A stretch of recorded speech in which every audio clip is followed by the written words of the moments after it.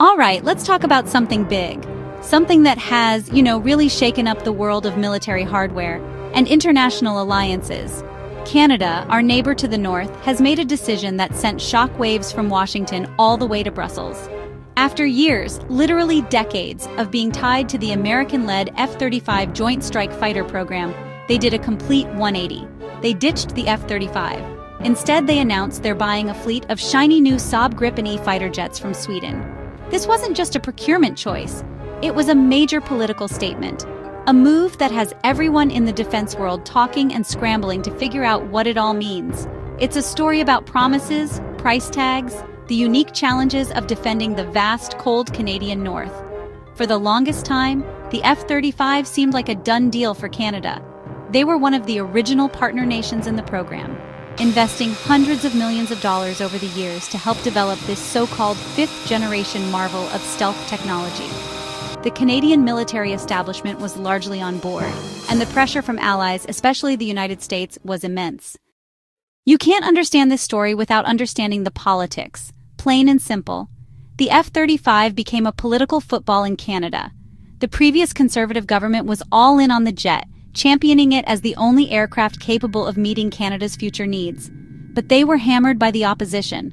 A lot. For a lack of transparency on the true, full life cycle cost of the planes. The sticker price was one thing, but the cost to fly, maintain, upgrade over several decades was a whole other, much scarier number. The whole thing started to smell like a blank check, and the Canadian public did not like the smell. Enter the Liberal Party, led by Justin Trudeau, who made ditching the F-35 a cornerstone of their campaign platform. They promised an open and transparent competition to replace the aging CF-18S, and they specifically pledged not to buy the F-35. When they won the election, they had a clear mandate from the voters. Sticking with the F-35 would have been seen as a massive betrayal of a core promise.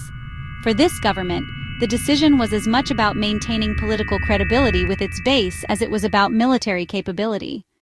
Let's follow the money because in this story, the money trail is everything. The single biggest reason Canada walked away from the F-35 was the staggering, almost unbelievable cost. We're not just talking about the upfront purchase price of the jets. We're talking about the total cost of ownership over their entire 30 to 40-year lifespan. This includes fuel, extensive maintenance, spare parts, software upgrades, pilot training, specialized infrastructure.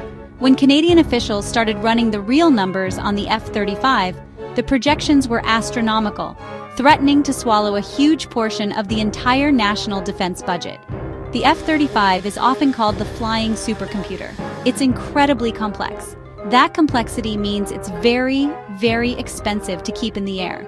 Estimates for the F-35's cost per flying hour were consistently much higher than for other jets, including the Gripen.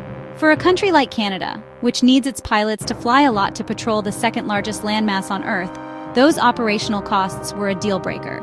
The government had to ask itself, do we want a small number of super expensive jets that we can barely afford to fly, or a larger fleet of more affordable jets that we can actually use? Saab and the Swedish government came to the table with a very different proposition. The Gripen E was designed from the ground up to be effective but also affordable. Beyond the money and politics, there was a strong practical argument for the Gripen E, and it can be summed up in one word: Arctic. Canada is an Arctic nation, and defending its sovereignty in the far north is a top, if not the top, priority for its military. This isn't like flying missions over the manicured landscapes of Europe or the deserts of the Middle East. The Arctic is a harsh, unforgiving environment, vast distances, extreme cold, and very little infrastructure.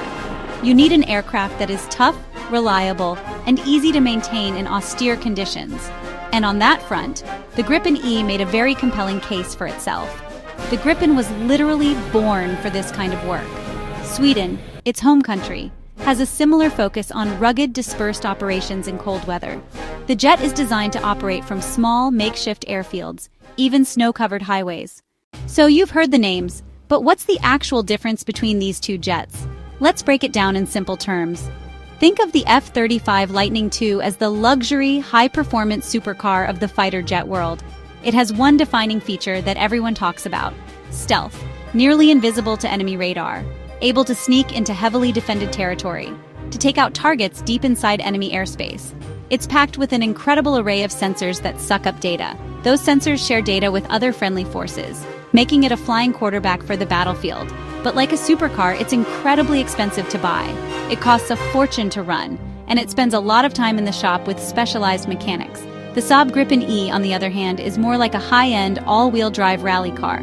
It might not have the F-35's invisibility cloak of stealth, but it's built to be tough, nimble, and incredibly versatile. As you can imagine, the moment this decision was announced, the reaction was immediate. It was loud. Headlines and footage exploded across newsrooms. The government presented the choice as a major victory for common sense and for Canadian taxpayers. The Prime Minister and the Minister of Defense held a press conference. They lauded the Gripen E as the right plane for Canada at the right price.